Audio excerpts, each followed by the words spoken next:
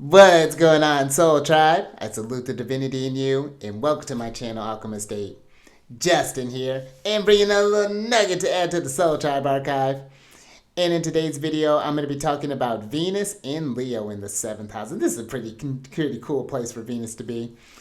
Now, when we're talking about Venus, the Empress, the nature of Venus is to attract, into or to magnetize, and how we, what attracts us and how we attract things.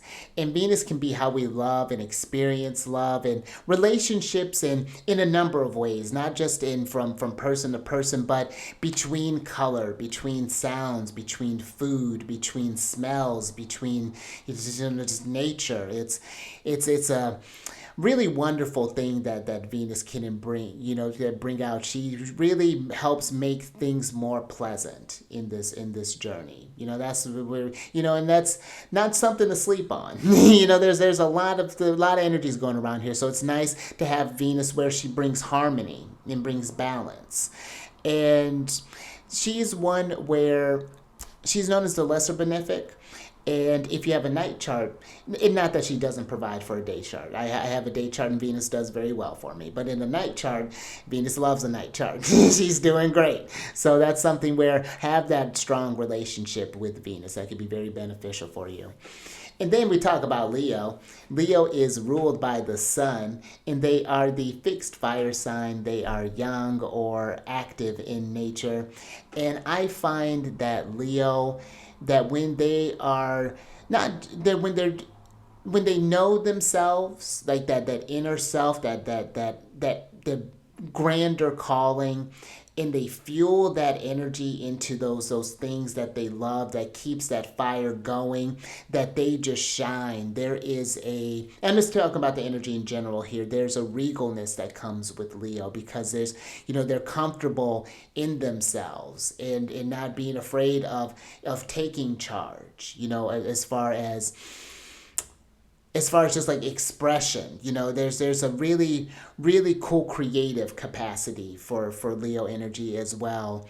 And I like to think of Leo as like the oven. It's a really cool, and there's a warmth and a generosity that comes with Leo energy.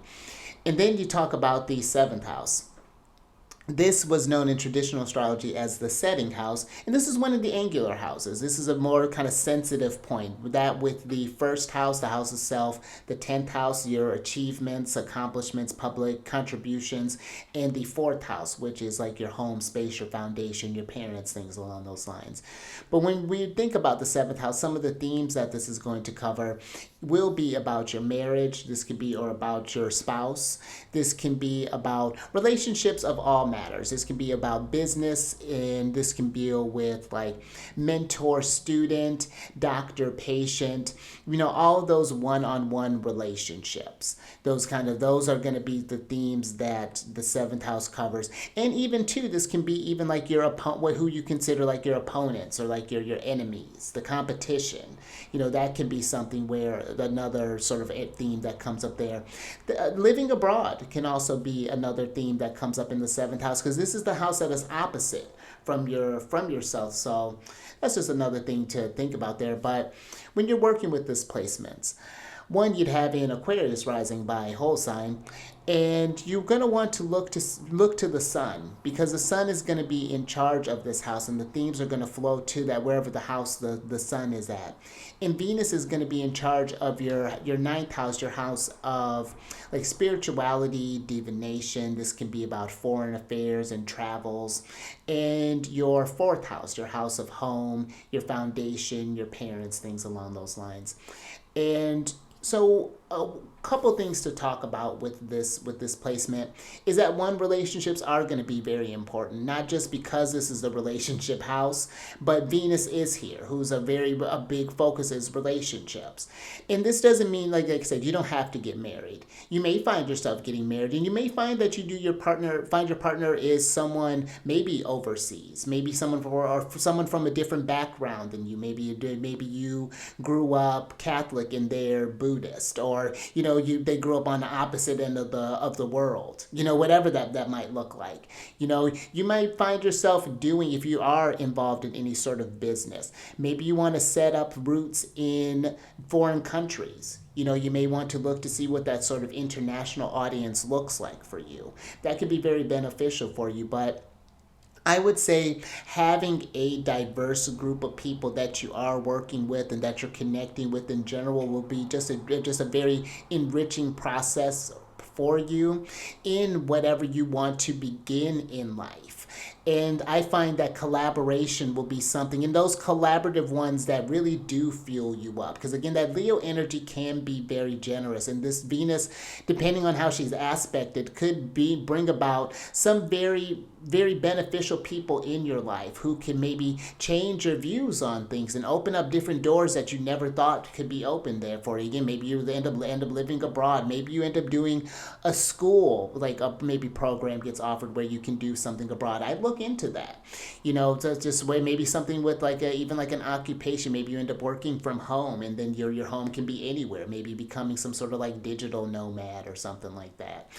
But I would even say too, though, when we were talking about the relationship with like enemies and opponents and things, like you're going to want to learn from those relationships too, because Venus is going to figure out how to harmonize with that, and you're going to come against people who have different beliefs than you. And I could see where that opposition to the ascendant, that whether it be by whole sign, but especially if it's by degree to the ascendant, which is the body, what I could see either relationships where we're giving too much of ourselves, or vice versa, where we're not giving enough, where someone's pouring too much, or even maybe pouring too much.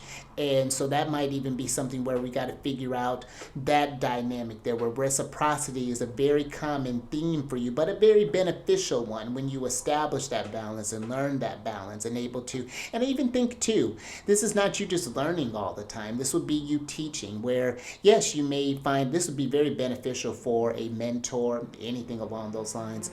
But I would find even that relationship from when you graduate from mentor into teacher, what that even shift looks like, and how you go to motivate other people and fuel their dreams and their goals, their aspirations, their beliefs, and how they differ for yours, and how you can provide that opposing perspective in order to, to help them grow, to try different things. But you have to do those things yourself and be willing to challenge yourself in order to pull that out in others there. So this is a very cool placement, I think, for Venus. I really think that this will pull you out of, not forget where you've come from, but give you a very, really strong foundation to build upon. And this is just, I'm just talking in general here. You definitely need the whole chart. Maybe meet your spouse overseas. I think I may have mentioned that if I didn't mention that. But, or at least meet a lot of maybe fiery individuals. That might be something maybe you've come in. But, if we do partnerships, I got like 5 stacks of Leo. So there's that. But yeah, you definitely need the whole chart to get an idea of what is going on in here. So if you want to work more personally, kind of like really do a deep dive into your chart, maybe even understand how your relationships change with your Venus returns. I like to get real in depth with these things and get you thinking in a whole bunch of broader ways. But if that resonates with you, down in the description box is a link to get in touch with me. We discuss my services that I provide, and then we go from there. Look at that. We formed a relationship, astrologer, and maybe you want to be in astrology. That's something to think about. But then if you happen to have this placement or know someone who's working with this placement, down in the comment section, definitely tell us about it, how you've been how you have this manifested, the relationships that you have met along the way. Hopefully it has been a very enriching experience, and one that's expanded your mind. I think that'd be very important for an Aquarius rising. And then what else? Oh, if you want to work with the moon and get into the lunar shenanigans, there's a link for my other channel, The Cherubin Friends, where I talk about what sign she's in, what phase the moon's in, when she's going, what course, all that good stuff there. And I do for the general energy and I Ching reading, and end off with a little bit of tarot. There's a bunch of mysticism for you. But that's all I got. So until next time, stay mindful out there. Keep raising that vibration through the roof. And I will catch you on the next one. Later.